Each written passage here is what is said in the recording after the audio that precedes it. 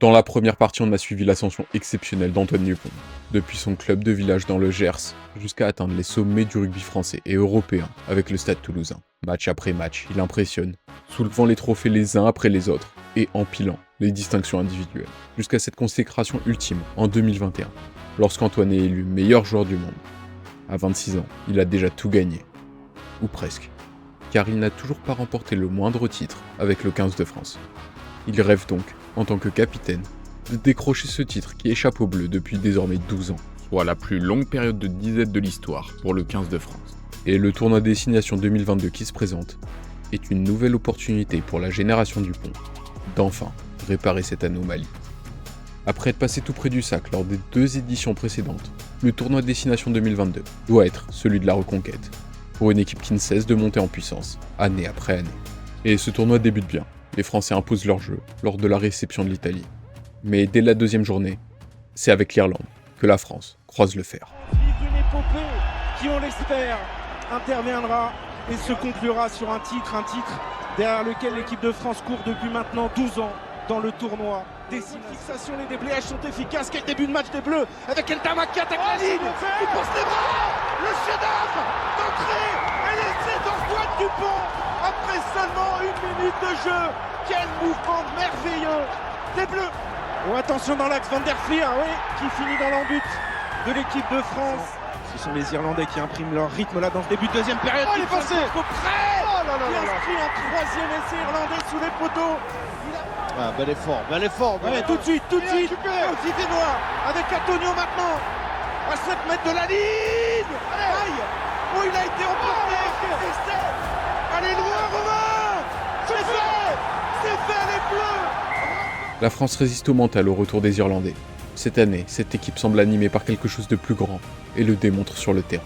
Antoine Dupont, sur les appuis, Antoine Dupont qui amorce une relance, qui est enfin, il perce encore une fois, le rideau écossais, il faut du soutien, il navigue, il slalom, Antoine Dupont qui a porté le ballon sur son extraordinaire. Le piège en Écosse, parfaitement désamorcé, avec un Antoine Dupont de gala. Le tenant du titre gallois, étouffé par la défense française au Millennium Stadium de Cardiff. On ne pouvait rêver mieux. La France a rendez-vous en clôture du tournoi pour aller chercher le Grand Chelem face à un rival historique, face à son meilleur ennemi, l'Angleterre. C'est parti dans une fureur extraordinaire au Stade de France, coup d'envoi donné par au milieu du trafic. Oh oui, la passe pour Cameron Wauquiez dans le bon timing. Antoine Dupont maintenant, il y a un surnom sur les joueurs. Gaël en quoi le voilà le premier essai bleu. Dupont qui s'enroule avant de servir Greg Aldrit. La séquence dans la défense avec encore une fois Eltama. Encore 1 mètre à faire. François Cros relève ce ballon. C'est le temps fort bleu. Oui, il est aplati sur la ligne. Défensif de Villemc. Là, ça s'ouvre pour Marchand. Là, attention. Il a la vitesse du short. Repris au short par Dupont et Penaud.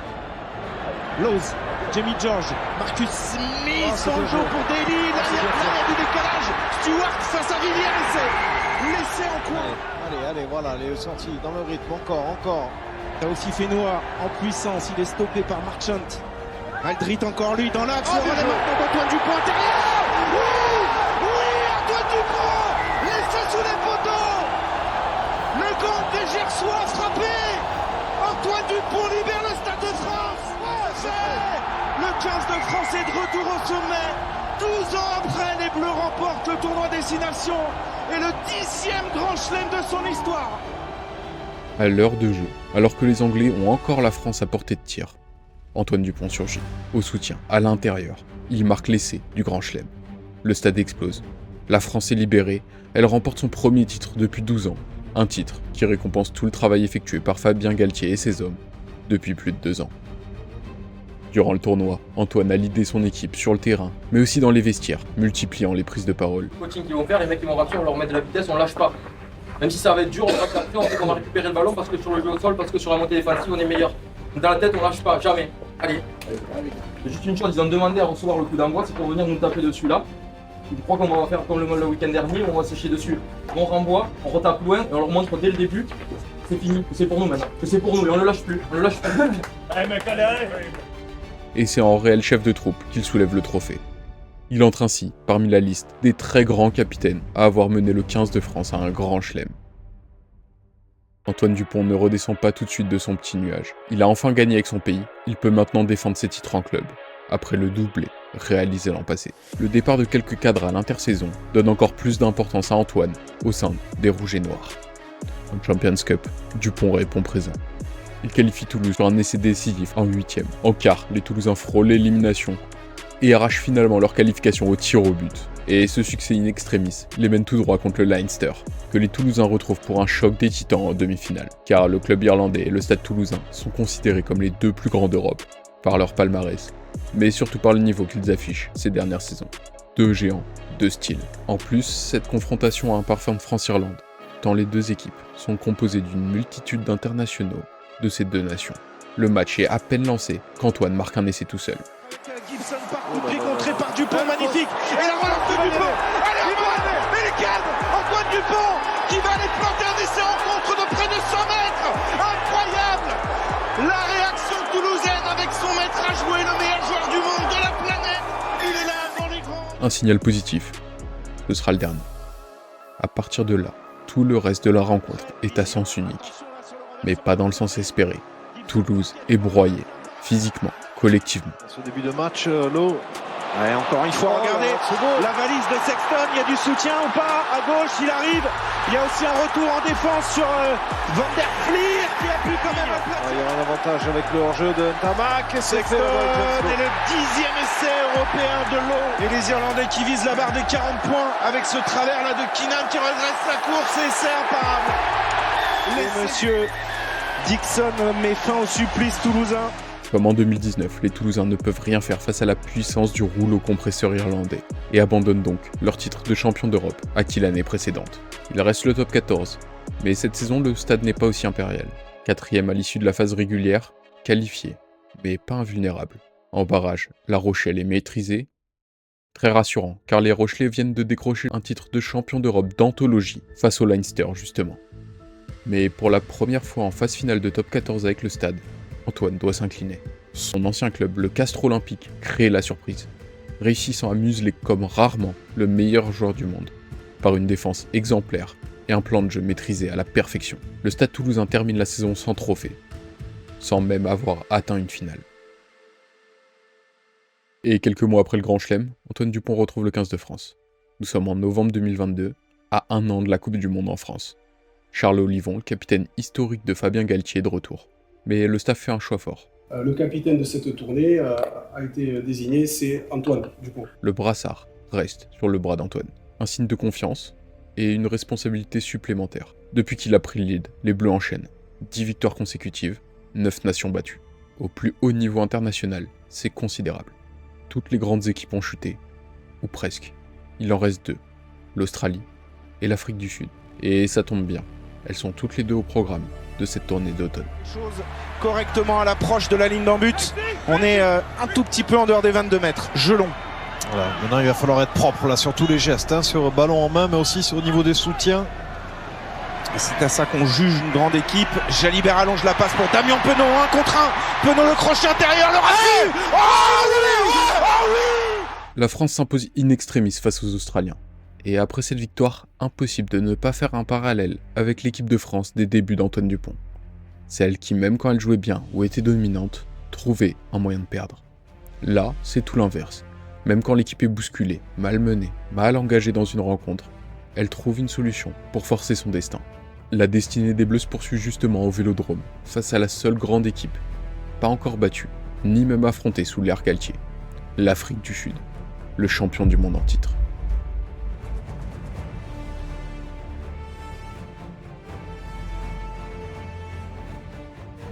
C'est pas parce que crâne rouge qu'on va gagner le match comme ça. C'est maintenant que ça commence, eux dans la tête ils sont câblés, ils savent ce qu'ils veulent faire, ils vont nous faire des molles, nous enfoncer, des mêlées, nous enfoncer, venir chez nous marquer des points. On peut pas les laisser faire, là on tombe dans leur jeu, il n'y a rien qui se passe, mêlée touche. Faut qu'on se réveille, faut qu'on provoque les choses. 16-10 à la pause, la France est sur les bons rails. Quand à la 48e, le match bascule. De Klerk will go back. Oh dear. Il retombe sur la tête en plus. Not in a position to contest the ball, Plays the man in the air. Le problème, c'est qu'il n'est pas en position de récupérer le ballon, donc il doit s'effacer. Okay, number 9. Ça va faire carton rouge Red malheureusement. Chez Kobu qui est retombé sur les cervicales et carton rouge pour Antoine Dupont. Antoine Dupont reçoit le premier carton rouge de sa carrière. Un carton rouge logique car il met en danger son ex-partenaire de club, Cheslin Kolbe. Mais à aucun moment il n'a l'intention de faire mal.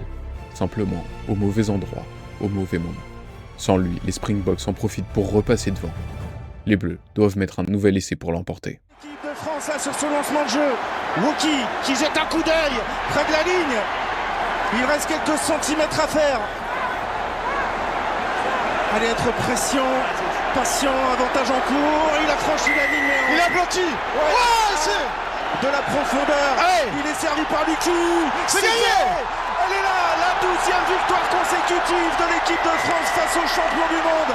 La série d'invincibilité se poursuit au terme d'une bataille épique. Les Français héroïques l'emportent. Antoine culpabilise, mais remercie ses coéquipiers. La France s'impose face à l'Afrique du Sud pour la première fois depuis 13 ans, malgré le carton rouge reçu par Antoine. Le seul de sa carrière, encore aujourd'hui. Une dernière victoire face au Japon, et le 15 de France termine 2022 invaincu. Elle est numéro 1 mondiale pour la première fois de son histoire. Fabien Galtier a rempli tous ses objectifs en ramenant la France au sommet du rugby mondial et en allant chercher un grand chelem.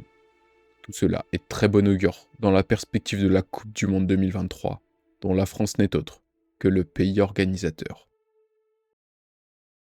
Avant la Coupe du Monde, la France doit d'abord défendre son titre au tournoi Destination.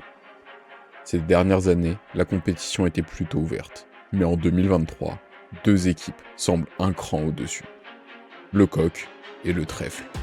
D'ailleurs, l'Irlande a pris la place de numéro 1 mondial à la France. Alors après une victoire dans la douleur en Italie, avec un Antoine Dupont homme du match, la France se déplace à l'Aviva Stadium de Dublin, pour ce qui ressemble fortement à une finale avant l'heure. Marchand dans un deuxième temps, Bilam, quelle combinaison avec Kinan, qui arrive Kinan, qui va y aller seul pour le premier essai de son match. Hansen, le petit par-dessus, Hansen, il faut être en couverture, Romain Ntamak est là, magnifique. Oh la transmission, pour Ramos, là il y a le feu, allez Damien, allez l'accélération de Damien Penaud, allez accélère, Gelon à intérieur, il y a encore Cyril Ball, Gelon qui accélère, qui résiste à Sexton, le allez Damien, allez Damien, c'est fantastique sur ce compte de près de 100 mètres. Sexton, Omouni dans le dos, Rose, attention le décalage, contrôle sur le contrôle à pointer en but. Alors là il va falloir voir tout ça à la vidéo, il s'est jeté corps et âme. Alors il est où ce ballon? Il est où ce ballon? C'est Bilam qui l'a dans les mains. Est-ce qu'il a fini dans l'entrée? Ntamak, s'il peut sortir pour attention, qui va de Ramos, le duel avec Thomas Ramos, intérieur, ouverture, pousse au pied à l'égal, faut s'arracher, Hansen, il a récupéré, oh oui, mais merci. Juste avant la pause, l'Irlande est tout proche de faire le break.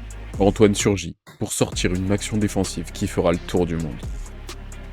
22-16 malgré tout, l'Irlande domine à la pause. La France est efficace et reste dans le coup, alors que l'intensité est maximale. En seconde période, les assauts irlandais finissent par payer. La défense française rompt. La série d'invincibilité prend fin. Pas une humiliation, mais un avertissement. C'est terminé. C'est terminé. L'Irlande de Jonathan Sexton s'impose 32-19. Met fin à la série de l'équipe de France. 14 victoires consécutives stoppées par les... La France n'est plus intouchable.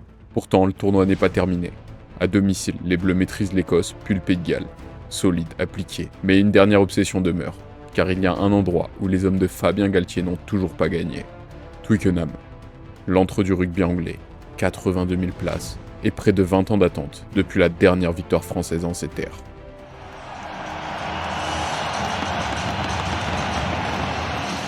Olivon, on écarte vite les bras. Bien joué. Le relais maintenant de Franco qui tire les bras. Fantastique action avec Dumartier. Extérieur de Ramos. Et Thomas des 7 km. Extraordinaire séquence. Des défenseurs. Allez Ramos. Flamand en puissance. L'avantage à jouer en cours dans le fermé avec Grégory avec les cannes. Le relais derrière Sénéchal. Le crochet pour le troisième. Encore une fois le petit coupé par-dessus. Et le rebond maintenant, Ntama pour Flamand. Le doublé. C'est bon. Soutien intérieur. Il prend en pied la course. Antoine Dupont. Les cannes d'Antoine Dupont face à Marcus. Allez, dans le but. Envoyez-le dans le but. Encore. No, it's irrelevant right now, okay? 5e essai anglais. Exceptionnel. Anglais, français. 5e essai français. Le jeu au pied, il y a Penaud à la course. Si le rebond lui est favorable, il y a un boulevard. Damien Penaud. Toujours Damien Penaud qui va là. Extraordinaire. Le coup d'œil de Ficou. L'essai de lui. Et Flamand encore une fois sur en touche. Allez, la combinaison extérieur. Oh, bien joué. Allez, Damien. Le doublé. Et savourer pleinement ce succès, cette démonstration, ce triomphe français cet après-midi. Ce jour-là, le 15 de France fait de la forteresse imprenable de Twickenham son jardin. 4 ans après avoir subi une humiliation historique sur ce même terrain, les Bleus se vengent, signant la plus large victoire de leur histoire face à l'Angleterre. Preuve que tout peut aller très vite en rugby. La France termine une nouvelle fois la 2e place du tournoi. Pour la 3e fois en 4 éditions. Antoine Dupont est élu meilleur joueur du tournoi pour la 3e fois. À seulement 26 ans, il égale un certain Brian O'Driscoll. Et le tout sans inscrire le moindre essai. Preuve de la reconnaissance de son influence totale sur le jeu. Cette année 2023 va également ressembler aux précédentes sur de nombreux points pour le Stade Toulousain. La différence, c'est que cette saison marque l'arrivée de clubs sud-africains en Champions Cup. La Coupe d'Europe ne porte plus si bien son nom. En 8e et en quart, Toulouse joue d'ailleurs 2 clubs d'Afrique du Sud et les reçoit comme il se doit dans la compétition, c'est-à-dire avec de très larges victoires. Mais en demi, c'est du déjà vu, puisque le Stade Toulousain retrouve une nouvelle fois les Boys in Blue du Leinster. Les dernières confrontations entre les deux équipes ont basculé en faveur des Irlandais. La précision de cette équipe est toujours clinique. Il y a une référence mondiale à tous les postes. Cette fois, Toulouse le sait. Pour gagner, il faut sortir le match parfait. Comme l'an passé, c'est Toulouse qui marque en premier. Et comme l'an passé, Toulouse ne peut rien faire. Le match est un copier-coller. 2019, 2022, 2023, les demi-finales perdues face au Leinster s'accumulent, alors que la solution n'est toujours pas trouvée face à la puissance de frappe irlandaise. Le Stade Toulousain n'a gagné aucun titre l'an dernier et n'a plus que le top 14 pour ne pas finir bredouille à nouveau. Finir 2 années de suite les mains vides, ce serait une première depuis l'arrivée d'Antoine en 2017. Et si je vous ai dit que cette année 2023 avait un parfum de déjà-vu, c'est que les Toulousains vont une nouvelle fois finir premier du championnat, se qualifier pour la finale, et retrouver le Stade Rochelais, 2e de saison de régulière. Les Rochelais qui viennent de conserver leur titre en Coupe d'Europe, à nouveau face au Leinster, se révélant décidément être la kryptonite des Irlandais. Ils représentent tout simplement une autre équipe qui sait gagner ses matchs à fort enjeu. Et symbole fort de cette finale, Antoine Dupont est capitaine face à Grégory Aldrit, son équipier en équipe de France. Mais surtout, son pote d'enfance avec qui il évolue dans les catégories jeunes à Auch, il y a une dizaine d'années. Danti qui n'a pas contrôlé, récupération. Oh, attention, attention, il est parti, il va y aller. Et l'essai de Chocobo. Non, peut-être Warby aura à nouveau Carbarlo qui place. C'est réussi. La Rochelle égalise après cet essai transformé presque partout. Quelle finale. Il va falloir qu'on se lance dans la bataille. Si on ne se jette pas dedans, le match il va se jouer à 3 points. Il y a 40 minutes à jeter tout comme si c'était votre dernier match de votre vie. Hein. Il faut tout jeter, tout jeter, tout jeter. On va se bouger le cul, on va se bouger le cul. 40 minutes pour le soulever. 40 minutes pour le soulever. Allez, Rock. Allez, il faut jouer. Il faut jouer, les mecs. Il faut jouer. Ballon éjecté rapidement. Le relais de Bourgarit dans l'intervalle. Il se fait la belle. On s'accroche au short du talonneur Rochelais, mais on est à 5 mètres de la ligne. Le ballon, il y a du monde. Attention. Il y a l'essai. L'essai d'Astoy. Ah non, il est pris. Pris à 1 mètre de la ligne. Le ballon toujours. Il me semble que c'est l'essai, oui. La première période est équilibrée au score, mais les Rochelais semblent un cran au-dessus physiquement. La seconde l'est aussi, mais la Rochelle marque un essai, contrairement à Toulouse. Et justement, les Toulousains doivent absolument inscrire un essai, alors qu'il reste à peine plus de 2 minutes à jouer. Cette passe un peu dans le dos, récupérée acrobatiquement par Thomas Ramos, mais aussitôt, il a 2 Rochelais sur le dos. Il faut se réorganiser. Dupont. Ouais, il est passé. Il est passé. Il est passé. Magnifique. L'essai de remettre la main. Il a bien de déchirer la défense de la Rochelle. C'est lui qui vient peut-être de passer le coup de poignard de cette finale. Et là, Romain Ntamak, coupable d'une énorme erreur quelques minutes plus tôt, traverse le terrain pour offrir un nouveau titre à la Ville Rose. La relation entre Antoine Dupont et Romain Ntamak a une nouvelle fois fait des étincelles. Romain Ntamak dans le costume du sauveur, Antoine Dupont est élu meilleur joueur du championnat.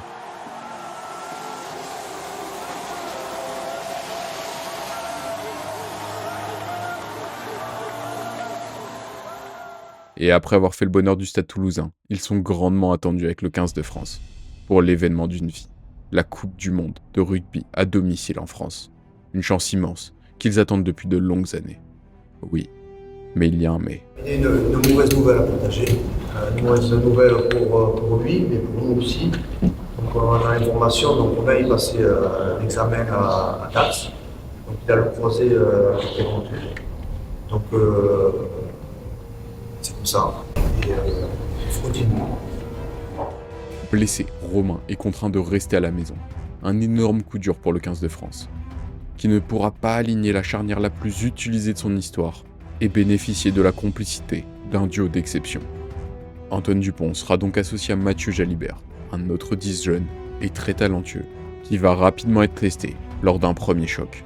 Car malgré l'absence de Ntamak au coup d'envoi de cette Coupe du Monde, tous les observateurs sont d'accord. 4 équipes sortent du lot, et de très loin. L'Irlande qui sort d'un grand chelem lors du dernier 6 Nations, l'Afrique du Sud qui championne du monde en titre, la Nouvelle-Zélande, la plus grande nation du rugby, et donc la France. Si vous vous souvenez dans la première vidéo, on avait vu qu'au Mondial 2019, le 15 de France était arrivé sur la pointe des pieds, avec un statut d'outsider. En 4 ans, cette équipe a énormément évolué, considérablement augmenté son niveau de jeu, en bâtissant un groupe uni à travers un vécu commun acquis au fil des rencontres. Mais comme le tirage au sort a été effectué à une époque où les équilibres du rugby mondial étaient très différents, les Irlandais et Sud-Africains se retrouvent dans la même poule, tout comme les Français et Néo-Zélandais. Et comme si ça ne suffisait pas, ces équipes-là se croiseront dès les quarts de finale. Et le match d'ouverture, c'est un cadeau pour tout fan de rugby. France-Nouvelle-Zélande, une affiche mythique. L'enjeu est forcément particulier, parce que les deux équipes devraient se qualifier, mais symboliquement c'est énorme. Parce que c'est la Coupe du Monde, parce que c'est chez toi, parce que t'as envie de frapper fort d'entrée. Les Bleus gagnent avec maîtrise, et infligent aux All Blacks leur première défaite en phase de poule de Coupe du Monde de leur histoire, et envoient ainsi un premier message à la concurrence. Ils ont maintenant un mois jusqu'au quart de finale, avec au programme des matchs très abordables face à l'Uruguay, la Namibie ou l'Italie. Le match face à la Namibie est censé être une formalité, et c'est le cas. Les Bleus enchaînent les essais, mais à la 45e minute du match, un plaquage illicite sanctionné d'un carton rouge touche Antoine au visage. À ses réactions, à la sortie du terrain, on comprend que ce n'est pas une simple douleur. C'est la peur que tout s'arrête ici pour lui. J'ai beaucoup parlé du rugbyman jusque-là, mais pas vraiment de l'homme. Alors impossible de savoir comment il est exactement dans la vie courante, sans le connaître personnellement, mais ce qui est sûr c'est qu'il est rentré dans le cœur des Français, par sa personnalité attachante, et son exemplarité sur, comme en dehors des terrains. Des interviews ou des différents témoignages, il renvoie toujours la même image sympathique, celle d'un gars simple, humble, passionné, perfectionniste, travailleur. Il peut laisser transparaître son côté compétiteur, mauvais perdant, qui aime chambrer, mais qui reste toujours aussi calme, une véritable force tranquille. Malgré la lumière des projecteurs, il reste attaché à sa famille et à garder les pieds sur terre. On le sent sincèrement attaché à ses racines, et avec son frère, ils ont retapé dans leur village d'enfance le bâtiment familial pour en faire un lieu de réception. Il est fier de son village et aime le mettre en avant, comme en 2022 quand, dans son honneur, Castelnau-Magnoac devient l'un des plus petits villages de l'histoire du Tour de France à être ville-étape. Au fil des années, il s'impose comme un symbole d'exemplarité que les médias s'arrachent. Et lui n'hésite pas à faire porter sa voix pour des causes qui lui tiennent à cœur quand il s'affiche à la une du magazine LGBT Têtu pour exprimer son soutien à la lutte contre l'homophobie. Une parole qui détonne forcément dans le monde du rugby. Par son courage, par tout ce qu'il représente, Antoine Dupont a intégré le top 50 des personnalités préférées des Français.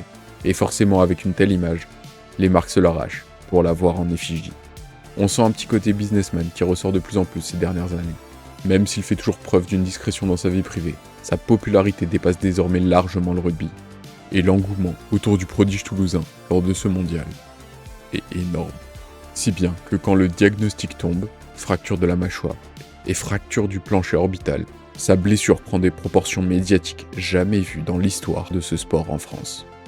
Tout le pays retient son souffle et ne vit plus qu'au rythme des informations concernant l'état de santé de son protégé. L'équipe de France, quant à elle, reprend ses entraînements aujourd'hui à Aix-en-Provence, mais sans son capitaine, Antoine Dupont, opéré vendredi de la pommette. La blessure dont on a beaucoup parlé du meilleur ou de l'un des meilleurs joueurs du monde, mais du meilleur bleu, Antoine Dupont, notre demi de mêlée. Revenons avec notre médecin du sport. Mais on peut imaginer que s'il a une petite fissure, eh bien le risque de se reblesser au prochain contact est extrêmement élevé. Mais ça, c'est un autre médecin de décider de l'avenir d'Antoine Dupont, c'est celui du 15 de France, et j'aimerais pas être à sa place. Ouais. Une blessure qui rappelle que le rugby est un sport qui reste dangereux, malgré une évolution des règles qui va dans le sens de la protection des joueurs. Après consultation de spécialistes, Antoine est opéré. Le dernier match de poule face à l'Italie se joue sans lui, et finalement la nouvelle tombe. Il sera là, pour les quarts de finale, à une condition, jouer casqué. Il retrouve donc sa place de titulaire, de capitaine, pour défier l'Afrique du Sud qui a chuté dans un match de très haute intensité face aux Irlandais en phase de groupe. Preuve que cette année, l'hémisphère nord a peut-être l'avantage face à l'hémisphère sud. Et ce quart de finale s'annonce être une guerre sans merci entre le pays hôte et le jeu réputé très rugueux des champions du monde en titre. Change of direction from Woki. Penalty advantage France. Penaud for Cyril Bay. Born in Paris, Jonathan Zonti. They're almost there for their second.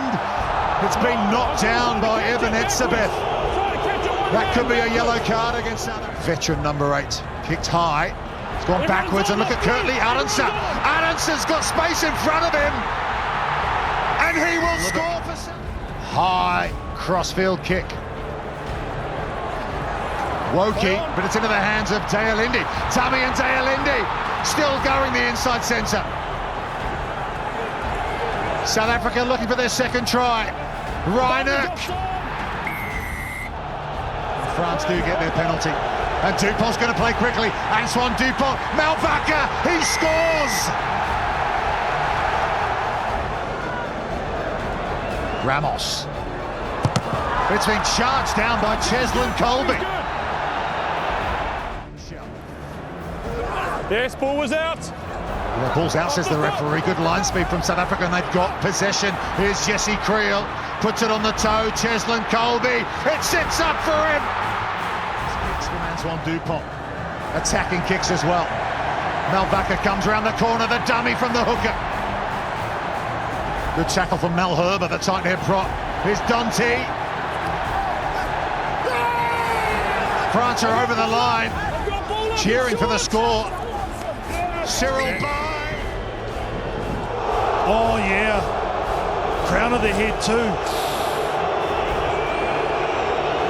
There is mitigation, I think, with them dipping.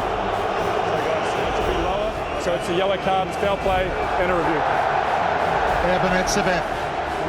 Massive, I think it's absolutely massive. Massive for your own confidence. Free to Clerk to Etzebeth. Eben Etzebeth. Furious defence coming in from Dion Fleury. Penalty. And Tom, we don't have a knock on. Add a World Cup 15s medal to that as well, and here he is still getting it done. What about this call? Andre Parade coming on and taking a shot. Reza Wadi just takes his time, needs to get low here, but what a carry that is. He's lost the ball. The clock's in the red. And Cheslin Colby. Le 15 de France livre un gros match, mais est dominé dans les airs, pénalisé par ses maladresses et impuissante face à une certaine clémence arbitrale. Un dernier ballon qui s'échappe, le rêve bleu est brisé. L'Afrique du Sud se dirige vers son deuxième sacre mondial consécutif. Pour les joueurs, pour le staff, pour les supporters, c'est un monde qui s'écroule. L'attente était immense, l'engouement aussi. La déception est à la hauteur de l'espoir. Même encore aujourd'hui, ce souvenir reste douloureux pour beaucoup de supporters et l'analyse de la défaite pointe certes des erreurs françaises, mais suggère également un vol arbitral. Et Antoine, lui qui doit suivre les obligations du capitanat et se rendre en conférence de presse, lui qui est toujours si mesuré, n'hésite pas à dire les choses. C'est dur d'avoir ce discours-là parce qu'il y a beaucoup de déception, de frustration, mais Il nous tarde, je pense, de revoir des images qui vont nous donner encore plus de frustration. Je pense qu'il y a des choses claires et évidentes qui sont faciles à siffler, qui ne l'ont pas été. Je ne sais pas si le match il se perd à ce moment-là, mais dans les moments cruciaux, on aurait pu avoir cette pénalité. Quand il y a une avancée de 60 mètres et qu'on ralentit en ruck, c'est quand même des choses faciles à siffler. Mais encore une fois, j'ai pas envie de faire les gris qui râlent sur l'arbitrage parce qu'il a perdu le match. Mais je ne suis pas sûr que l'arbitrage ait été au niveau de l'enjeu aujourd'hui. Gérer cette défaite, ça va lui prendre du temps. Beaucoup de temps. Après l'échec, Antoine se lance un nouveau défi. Et même si cela implique de devoir faire l'impasse sur le 6 Nations ou de rater des matchs de top 14. Car s'il a réalisé nombreux de ses rêves, il y a une chose qui lui a longtemps été inaccessible en tant que rugbyman. Disputer les Jeux Olympiques. Et pour cause, le rugby n'a intégré les JO qu'en 2016. Et encore, il ne s'agit pas du rugby à 15, mais du rugby à 7. Mais lui, il s'en fiche, il veut aller chercher la médaille d'or aux Jeux Olympiques à Paris cet été. Si ces deux disciplines restent relativement proches, des nuances importantes existent dans les règles, mais surtout dans les qualités exigées pour performer, qui ne sont pas forcément les mêmes. Au rugby à 7, les matchs sont plus courts, plus intenses, les temps morts sont rares. Les séquences de jeu sont donc bien plus exigeantes physiquement. Et comme le terrain est le même qu'à 15, les espaces sont énormes. La vitesse est donc indispensable. Preuve que ces différences sont quand même importantes, rares sont les rugbyman à exceller dans les deux disciplines au plus haut niveau international. La transition d'Antoine vers une nouvelle discipline est donc un énorme défi. Surtout qu'il n'a que 6 mois. Les observateurs sont partagés. D'un côté, c'est impossible de réfuter l'immense talent d'Antoine, mais peut-il atteindre le top niveau mondial en seulement quelques mois? Ce qui est sûr, c'est qu'Antoine a un avantage sur la concurrence qui va grandement l'aider à 7, sur laquelle j'ai pas encore trop insisté jusque-là. Ce sont ses capacités physiques hors normes. Il est rapide, puissant et très endurant, ce qui lui permet naturellement de répéter les efforts à haute intensité toute la durée d'un match. Et c'est exactement ce que demande le rugby à 7. Et en plus, le bagage technique du 7, il l'a déjà plus ou moins, avec son aptitude à faire des offloads qui sont des passes après contact. Sans parler de son activité défensive et sa présence dans les rucks. C'est dans ce contexte qu'il débarque au sein de l'équipe de France à 7, début 2024, pour se familiariser aux spécificités de cette discipline, pour apprendre ce qui lui manque. Je pense notamment au placement et au système de jeu propre à ce sport. Sa polyvalence lui permet d'essayer différents postes, et le staff constate rapidement ses progrès. Il est convoqué pour disputer une étape du circuit mondial, celle de Vancouver. Son intégration se passe parfaitement, la France termine 3e. Le meilleur résultat après un début de saison compliqué, alors qu'Antoine s'est distingué sur plusieurs actions, inscrivant 3 essais au total. La semaine suivante, il est logiquement reconduit pour l'étape de Los Angeles. En quart, il marque face aux États-Unis, et en demi, dans un match extrêmement serré face à l'Irlande. L'équipe de France accède donc à la finale. Alors ça peut paraître banal, mais la France au rugby à 7, ce n'est pas une très grande nation. En fait, c'est seulement la 8e fois qu'ils atteignent une finale du circuit mondial depuis sa création, sachant que des tournois, il y en a eu à peu près 200 depuis la création du circuit. Et surtout, la France reste sur 6 défaites consécutives en finale, la seule victoire datant de 2005, à Paris. Donc oui, atteindre une finale est plus l'exception que la norme pour la France. Et cela donne une grande importance à ce match face à la Grande-Bretagne.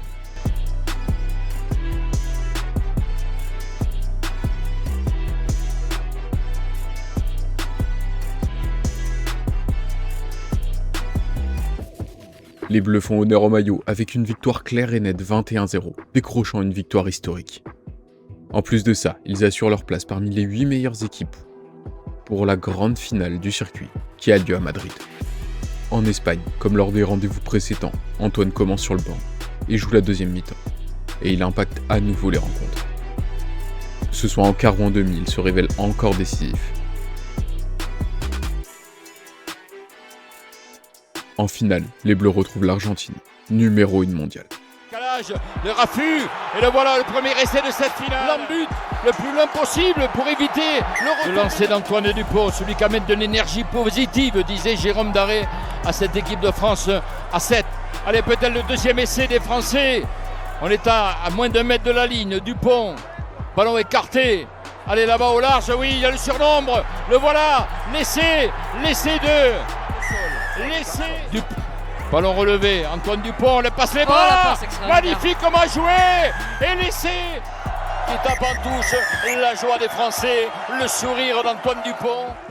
Les Bleus remportent la finale du circuit mondial. Hallucinant. En 3 tournois avec Antoine Dupont, la France en a remporté plus qu'en 25 ans d'histoire. L'effet Dupont se fait déjà ressentir. Antoine est élu rookie de l'année. Son intégration est plus que validée. Ses qualités d'appui, sa vitesse, son impact physique ont parfaitement répondu aux exigences de ce sport. Lui qui est capable de trouver des espaces à 15, se régale encore plus à 7. D'ailleurs, s'il fait le bonheur du rugby à 7 français, son absence du 15 de France s'est fait ressentir lors du tournoi Destination. La France a certes une nouvelle fois terminé à la 2e position du tournoi, mais personne n'est dupe sur le fait que ce résultat est un trompe-l'œil. À domicile, la France a subi une très lourde défaite face à l'Irlande, a concédé un nul presque flatteur face aux Italiens, avant d'arracher un succès à la dernière seconde pour éviter la crise face aux Anglais, sauvant ainsi son tournoi. Cette équipe ne s'est pas encore remise du coup pris sur la tête 6 mois plus tôt. Entre ces compétitions de rugby à 7, Antoine revient jouer avec le Stade, et si certains avaient des doutes sur sa capacité à transitionner d'une discipline à l'autre, il les a très vite effacés. La campagne de Coupe d'Europe est presque une formalité cette année-là. Toulouse se promène jusqu'à la finale, où l'attend son bourreau des saisons précédentes. Le Leinster, bien sûr, qui lui aussi a soif de revanche, après 2 défaites consécutives en finale, face au Stade Rochelais. D'ailleurs, les Irlandais semblent avoir conjuré le mauvais sort, puisque cette année, c'est eux qui ont éliminé ces mêmes Rochelais. Reste aux Toulousains d'en faire de même, en s'imposant face à leur bête noire. Eux qui restent sur des défaites en 2019, 2022 et 2023, face aux Leinstermen. Et cette grande finale entre les 2 clubs les plus titrés d'Europe tient toutes ses promesses. Allez, Blair Kinghorn qui va reprendre de tour. Dan Sheehan, c'est pas terminé. Si, le contrôle. C'est Antoine Dupont qui le récupère. Meilleur talonneur du monde, Dan Sheehan, et derrière, il y a Dupont. C'est fait. 50-22. Ah, s'il y parvient, au millimètre. Ali, millimétré. Regardez, bien tendu dans les 22 mètres. Et les Toulousains récupèrent la possession. 50-22. Ouais, ça passe sans problème. Tranquille. Elle vaut cher, elle va passer entre les poteaux. Allez, aux jambes. Ah oui, il est gratté. Sur le ballon. Il est gratté. Antoine Dupont encore qui récupère ce ballon. Il avait gratté. Attentif. Allez, passe. Frollet ramène le Leinster à hauteur du Stade Toulousain. Un grattage peut-être. Willis n'y est pas allé. Le drop. Le drop de Frollet face au poteau. À gauche. C'est à côté. Prolongation 2 fois 10 minutes, 15 partout entre les deux équipes. Ramos a bien joué. Allez, peut-être un contre 1. C'est bien joué. Il va y aller à 10. L'essai de Lebel. Le premier essai dans cette finale. Ah oui, cette prise de balle de Thomas Ramos. Ils sont en train de jouer juste. Les Toulousains. 50-22, s'il y a ça. 50-22. Ils sont sur un mur. Interception, non. Il y en avant, fini. C'est fini. Toulouse est sacré champion. Au terme d'un match d'anthologie, le Stade Toulousain confirme son statut de numéro 1 en Europe. Antoine a impressionné avec 4 ballons grattés dans les rucks. Un geste qu'il a peaufiné lors de ses mois de travail avec le 7. Il est élu joueur de la finale et joueur européen de l'année. En top 14, le Stade est injouable et signe la plus large victoire de l'histoire des finales face au rival bordelais. Une humiliation qui permet au Stade Toulousain de signer un nouveau doublé top 14 Champions Cup après celui de 2021. Et Antoine soulève déjà son 4e bouclier de Brennus. Au total, le Stade Toulousain remporte sa 6e finale sous l'ère Dupont, sans jamais en avoir perdu une. Avec tous ses succès, certains commencent même à considérer cette génération toulousaine comme la plus grande de sa très glorieuse histoire.